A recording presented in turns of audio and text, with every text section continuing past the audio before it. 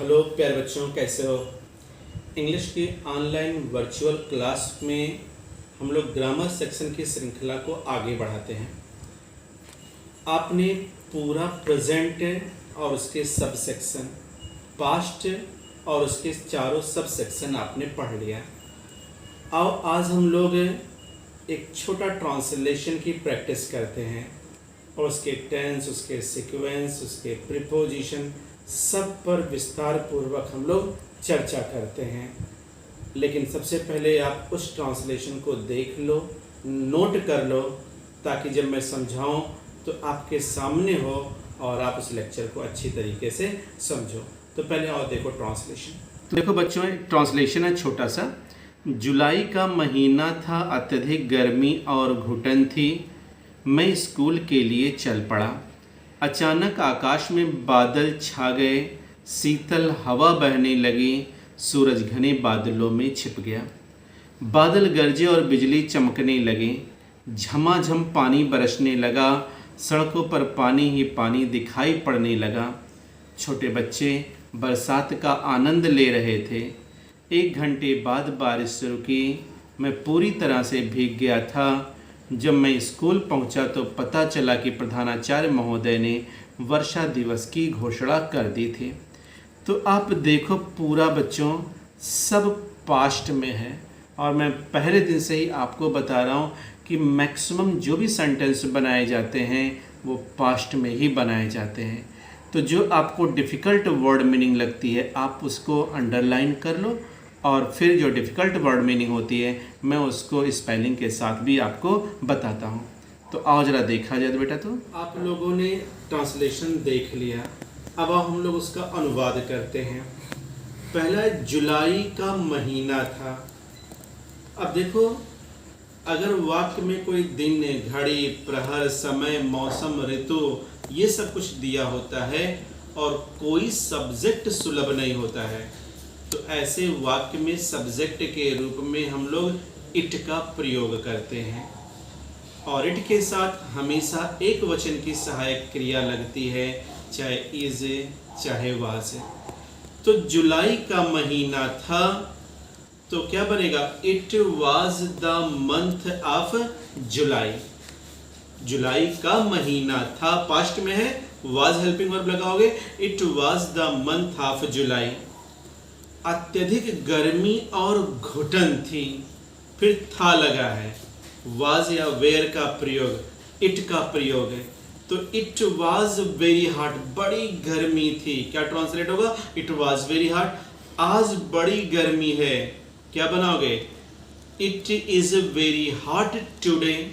ऐसे अत्यधिक गर्मी और घुटन थी तो it was very hot and suffocation. Suffocation का मतलब घुटन। स्पेलिंग जरूर याद रखना, SUFFOCATION। तो it was very hot and suffocation. मैं स्कूल के लिए चल पड़ा। आई स्टार्टेड, स्टार्टेड का मतलब प्रारंभ कर देना। आई स्टार्टेड फॉर स्कूल। अचानक आकाश में बादल छा गए। सडनली लगाओ, चाहे ऑल ऑफ सडन लगाओ। तो सडनली आकाश में बादल छा गए, पास्ट इंडेफिनिट टेंस है, और पास्ट इंडेफिनिट में सब्जेक्ट वर्ब का सेकेंड फॉर्म और ऑब्जेक्ट लगाते हैं। सडनली द स्काई, और इसकी पैसिव वॉइस है तो इसलिए वाज, वेयर और वर्ब का थर्ड फॉर्म लगाओगे। Suddenly the sky was over clouded. बादल छा गए ना, ओवर क्लाउडेड। ओवर क्लाउडेड का मतलब होता है बादल छा जाना। शीतल हवा बहने लगी। अगर किसी वाक्य में लगा, लगी शब्द लगा है तो आप पास्ट इंडेफिनिट में बिगेन टू का प्रयोग करोगे। जैसे मैं निबंध लिखने लगा, I began to write an essay. वह जोर से हंसने लगा, he began to laugh loudly। ऐसे वाक्य दे दिया है, शीतल हवा बहने लगी। शीतल मतलब ठंडा। Cold wind began to blow। BLOW, blow, blow माने हवा का बहना। सूरज घने बादलों में छिप गया, पास्ट इंडेफिनिट टेंस, छिप गया पास्ट इंडेफिनिट टेंस। हाइड का सेकंड फॉर्म हिड, HID, तो क्या बनेगा? सूरज घने बादलों में छिप गया, the sun hid behind the thick cloud. Thick माने घना या डेंस भी लगा सकते हो, थिक क्लाउड से। सूरज घने बादलों में छिप गया, the sun hid behind the thick cloud से। बादल गरजे, द क्लाउड्स, फिर पास्ट इंडेफिनिट टेंस है, सेकंड फॉर्म लगाओगे। मैक्सिमम वाक्य सिर्फ पास्ट इंडेफिनिट में बनता है, यानी सब्जेक्ट सेकंड फॉर्म और ऑब्जेक्ट है। The clouds thundered, THUNDERED, thundered माने गरजना। और बिजली चमकने लगी, and the lightning began to flash, flash माने चमकना। और लाइटनिंग की स्पेलिंग याद रखना, आकाशीय बिजली के लिए स्पेलिंग लगाते हैं LIGHTNING, lightning began to flash. झमाझम पानी बरसने लगा, यहाँ झमाझम का मतलब क्या हुआ? मूसलाधार पानी बरसने लगा, घनघोर वर्षा होने लगी। इट बिगेन टू रेन, फिर पास्ट इंडेफिनिट टेंस है, बिगिन का सेकंड फॉर्म लगा है। It began to rain heavily, HEAVILY, it began to rain heavily। या it began to rain cats and dogs.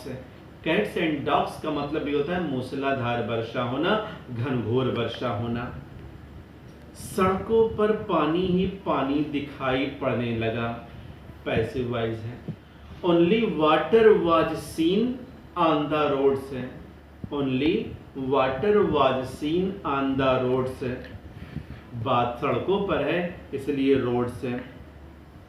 छोटे बच्चे बरसात का आनंद ले रहे थे, वाक्य में देखो रहा था रही थी लगा है, यानी वाक्य पास्ट कंटिन्यूअस, वाज वेयर और वर्ब में ING लगाओगे। छोटे बच्चे बरसात का आनंद ले रहे थे, small children were enjoying the rain, enjoy माने आनंद लेना, ENJOYING, small children were enjoying the rain.